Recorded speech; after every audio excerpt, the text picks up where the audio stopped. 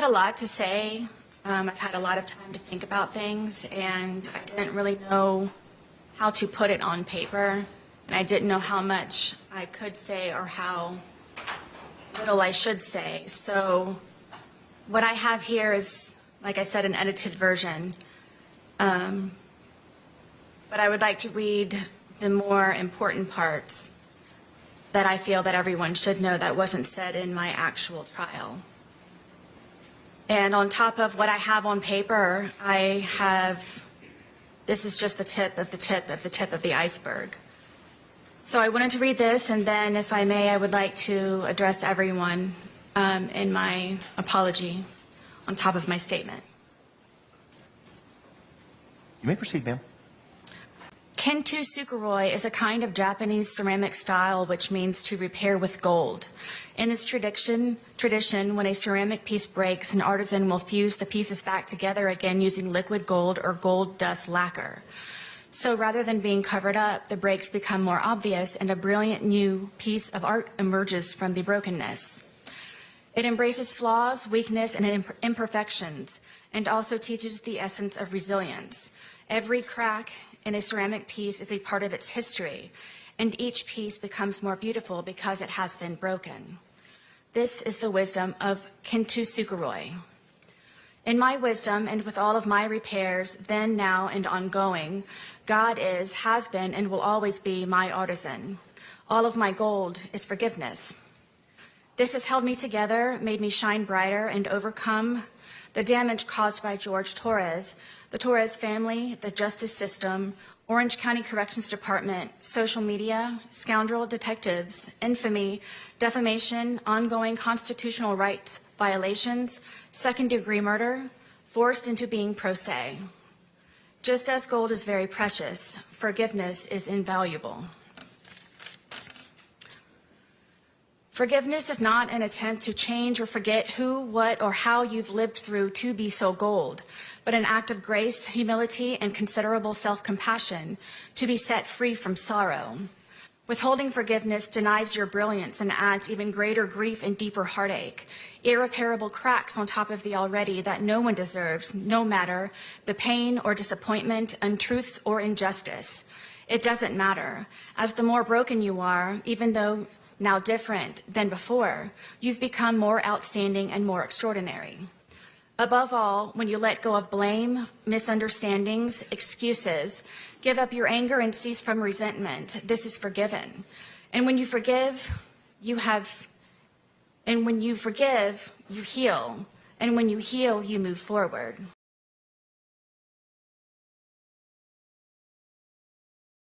And when you forgive, you heal. And when you heal, you move forward. My goal begins with George Torres, and every time he slapped me, kicked, punched, spit on, raped, stabbed, choked, laughed at, pushed, pulled, dragged, whipped, tripped, stole from, lied, terrorized, threatened, humiliated, forced, degraded, made me cry. Every time he tried to end me, defeat, or destroy.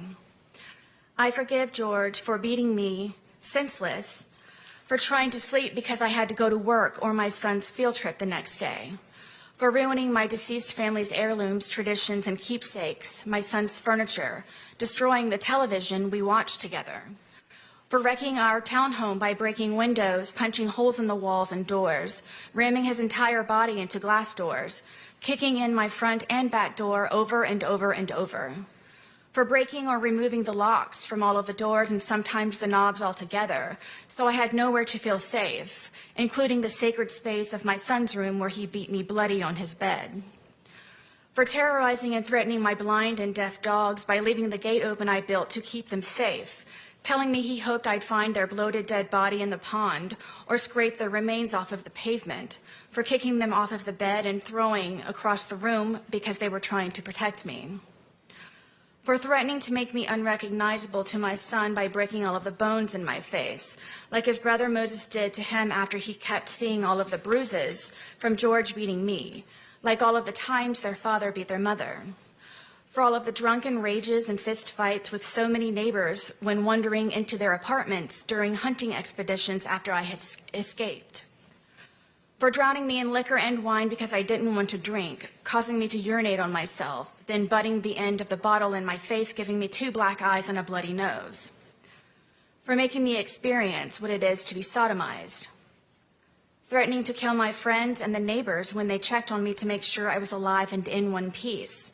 for threatening to burn down our townhome and set my car on fire because I got a job, for holding me hostage on weekends my son was supposed to come over by keeping my keys around his neck, my phone in his crotch, and a butcher knife stuck in the middle of the table as a warning not to ask anything or try to leave, for stabbing me in the leg and not letting me call 911 for an ambulance or seek help, where I nearly bled to death until I concocted a lie to save him from being arrested, for destroying my phone with a hammer because my son called, for me experiencing ever being arrested and after today, prison, for beating me almost blind, crushing my occipital lobe, for having me experience what it means to see stars like in the cartoons where a character has a tall lump on their head. I had that too, and many times, for dragging me downstairs by my hair in the middle of the night just to sit next to him, for taking my car driving drunk with my debit card to buy more alcohol while I slept, even after I kindly explained the importance of my car to take my son to school foremost, me to work, and he to his batterers intervention classes and probation officer meetings, where I would be forced to sit for hours in the parking lot waiting for him.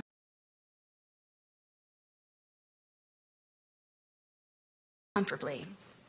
I forgive George for lying, for him trying in so many ways, so many times, to end me with his terrifying love. I also forgive the Torres family, his mother and father foremost, also his 2 ex-wives and daughters, all for knowing who George was capable of and has done in the past, his history of violence and where he learned it, then to keep turning a blind eye when I would ask for help. All of his siblings, including Farrell Torres, who is now on his way to prison for stabbing the mother of their baby in the side of her head. For everyone who knew what George was doing to me, sometimes how and when, but allowed and enabled. I forgive them for caring too late. I hope they all ask themselves while quiet and comfortable in bed at night the uneasy question, what could I have done to stop this from happening to both of them? And after all the time Sarah tried to, by asking for help from all of us and so many times. Another great contributor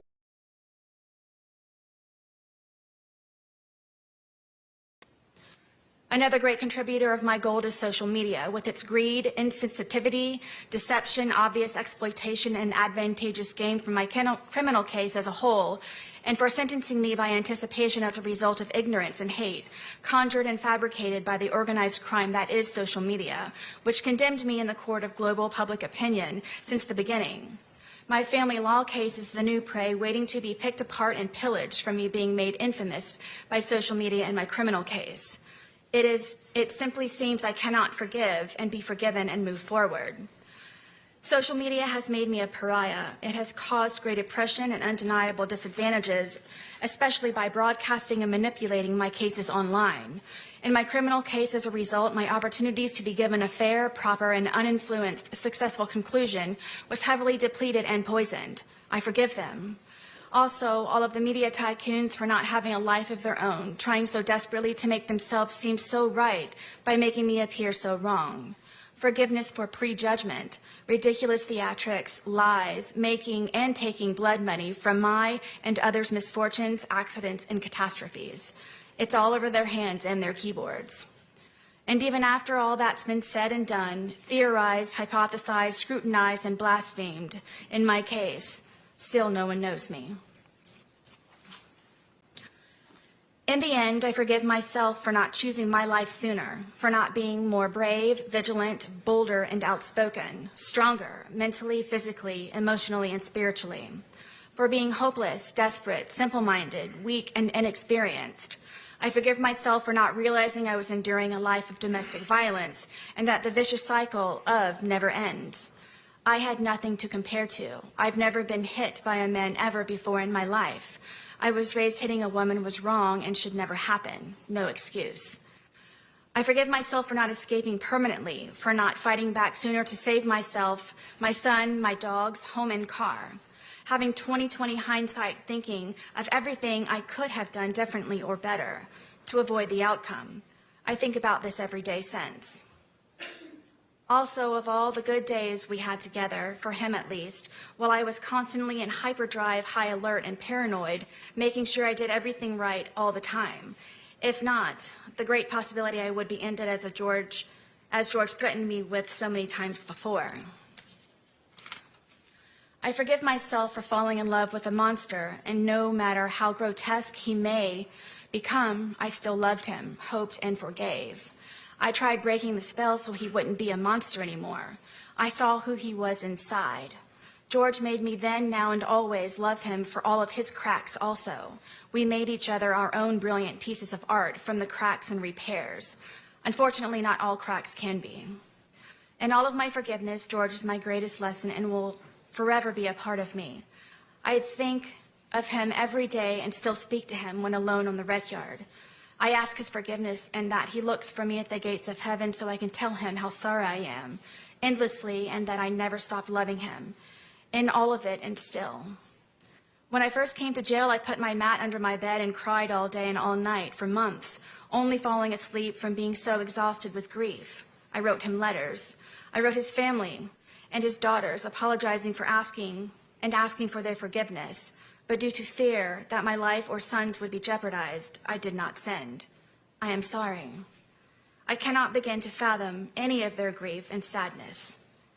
Please forgive me. Almost everything reminds me of him, seeing my stab wound every day especially. It truly reminds me that all I really did live through. George haunts me. He is everywhere. I believe because I do still love him, think of him, and miss his laugh the most. In my heart, I know he is with me and understands that this tragedy was not intentional. I hope everyone can, his family foremost. I didn't mean for this to happen. Please wholeheartedly know that, and always, I would never. Forgive me, George. Forgive me, Torres family. Forgive me, Judge Cranick. To the entire planet, please forgive me. I graciously and humbly ask for consideration, for forgiveness to be extended instead of judgment, for reconciliation and restoration for all of us to move forward. My apology is profuse and ceaseless. Allow me, please, to brush off the muck, wipe the blood off of my face, and fix the cuts in my skin. I ask for understanding in what really happened and for how long, for second chances, repentance, and redemption, to advocate for all domestic violence survivors, to help them overcome, heal, and still hope, always, to make their voices heard, to confidently walk with all of their scars on the outside and the inside, to help them not ever become a casualty of domestic violence as so many others, to stop the abuse and maltreatment before it's too late.